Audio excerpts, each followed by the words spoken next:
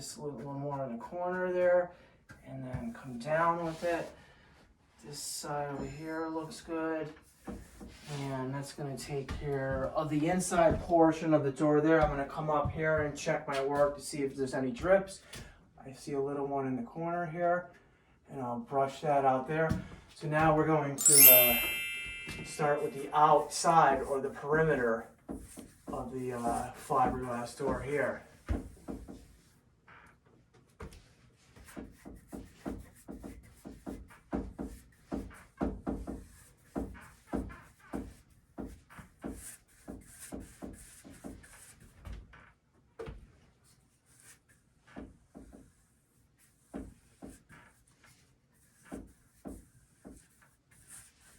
Okay, so the grain goes from left to right at the top of the door here.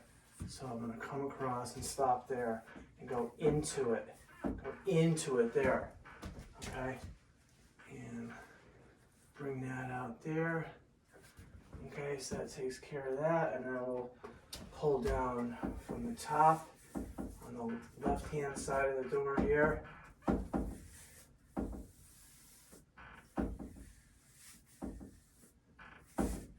And once again, the grain here is going from north to south or up and down here, not from left to right. So it's perpendicular from what I just did at the top there. So put a little bit more stain there, and come here and drag down, going with the grain. Come up and drag down there. Up into what I just did there. So don't start in the middle like that, because then you'll get that line right there, like that right there. So either just come down from the top, or if you don't want to do that, come up from the bottom there. Now we're going to come over here and take care of this side here. So you want to be careful not to get a lap mark. Well, what is a lap mark? A lap mark is where the paint or the stain has started to set or dry, and then when you go back into that, there'll be a line because you went into it, and it screws up the sheen of it and the texture of it. So that's why you want to work fast to avoid getting a lap mark. So up, down, come down. And when I go into the top like that, it kind of takes away it. So what I'll do is just come up and come down, or come up from the bottom and up to the top and slowly lay it off there. Okay, we'll come back to this side here. As you can see, I'm getting rid of a lot of the stain by working the brush like that here. And for the holes in the door here, what I do is I come from the outside to the inside, not starting in the middle going out, because then you're going to get a pool of stain on the inside of that door here. So we'll feather this up here. That takes care of that. And again, coming from the outside into the middle of the circle always works best to maneuver or spread the stain or lay off the stain in between the circles or around the circles there. So I'm just going to bring this a little bit down here, and then once we get this, then I'll go up with it, and now we'll simply go over here and work this down here to avoid getting a lap mark right there. And again, with the corner here, it's best to start from the left and then go to the right there, instead of coming that way, because then if you come that way, then all the stain is going to get into the groove on the side of the door there.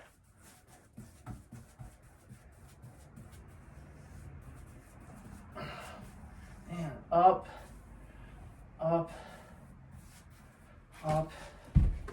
I'll bring this down to the bottom here.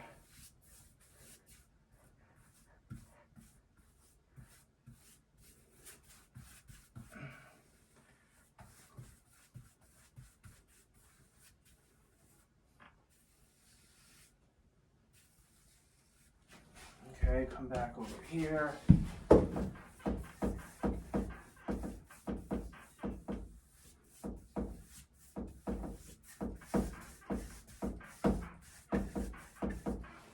Okay, up into what I just did.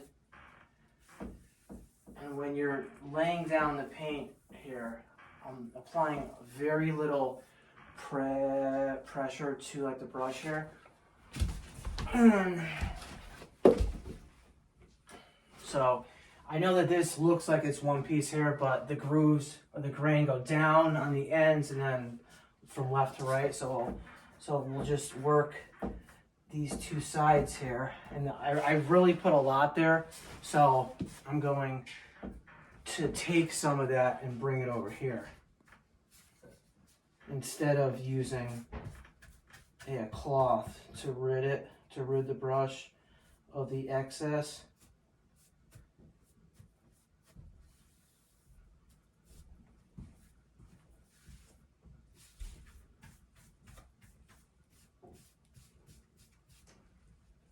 And come up with it. Okay, so that takes care of that there. Now we'll come back over here where there is an abundance of the stain. I'll just work it back into my brush here. Come across the bottoms and see when you cut across from the grain, it actually takes the stain away. So that's why we'll come back into it. And wait, just let me hit this here first. And come down and go up. Down, up. Going back into what I just did there. Okay, now we're left with the middle last. And again, we want to work the stain from the left and right.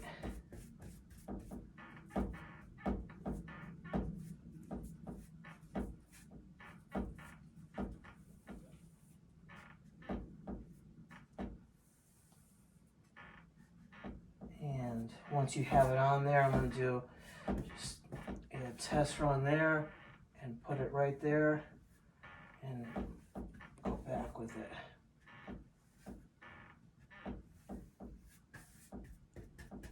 Now these are the holes here where the kick plate goes, so I'm not even going to worry about this really, because again, the bottom part of the door is going to be covered by the brass kick plate, so you won't even see this area down here. And I'll just move over here. Again, so just spread the paint out whichever way you want. You always want to go with the grooves in the end. Okay, and I'm just working the paint down against the rubber at the bottom of the door here.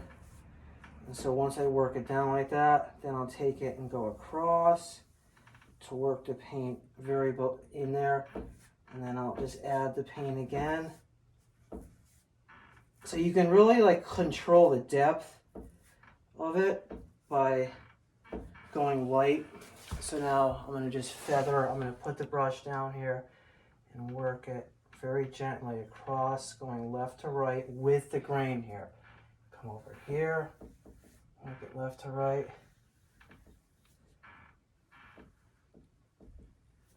Okay, so that's going to take care of the first coat of the gel stain. We're just going to let this dry. We're going to give it probably 8 hours to dry out, and then we'll be back to determine if we're happy with the way that it turned out here.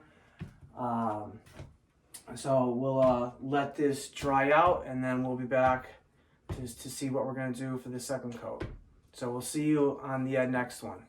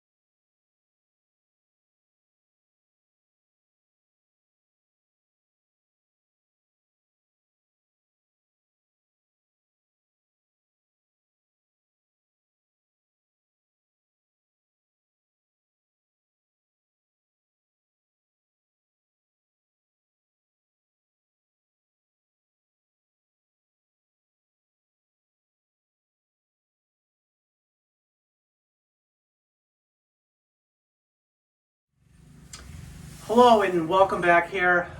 So we've given the door a night to dry out here, and as you can see, it has dried out here.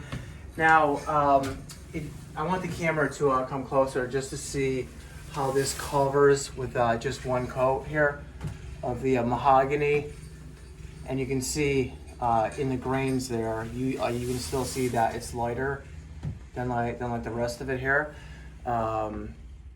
But I think that it covered pretty good. But we are going to apply a second coat of the gel stain, so we're going to get more of a uniform color to it. Okay. And again, it's very important to cover the floors and whatnot. And again, I put down the X-Board, and that's made by Trimaco here, and I put down a piece of the painter's plastic, and that is from Sherwin-Williams. And again, we're staining this Therma Tru Fiberglass door here with a MinWax Gel Stain, and it's mahogany. So I already popped off the lid here, and we're gonna re-stir this back up because when it's in the can, it starts to thicken up here. So you always want to make sure that you stir this.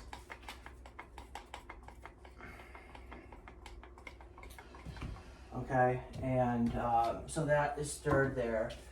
And the brush that I'm using is a Purdy XL, and as you can see, it's made up of nylon and polyester here. And this is a 3-inch brush. And again, this is a new brush too. So always just go out and buy a new brush here, because you definitely want to use a brush that's going to deliver the best set of our results here. So I'm gonna put this down there.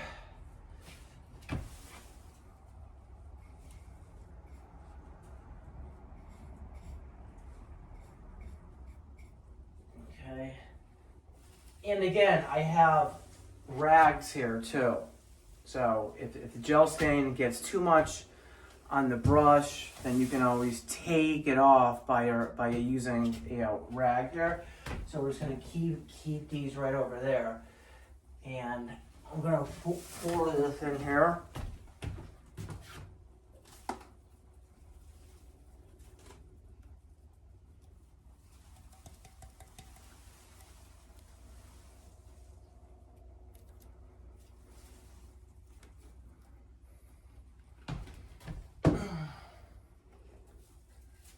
And I'm just going to put the remnants that gets caught in the grooves here back in there, because if you don't get rid of this, then you go to put the lid on, then it'll be stuck shut. So always get rid of the remnants that are in the grooves of the top of the paint or the gel stain can here. Okay, so I'm going to get started on this door.